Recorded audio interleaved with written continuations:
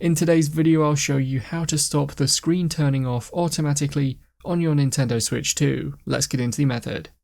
On the Switch 2 home screen, head to the System Settings app first, and then scroll down until you are in the section called Sleep Mode. Within here, the top two categories, called Auto Sleep, are what we can change. You can change both or just the one you want here, as one is for the console screen and the other will be for when using with the dock and the TV.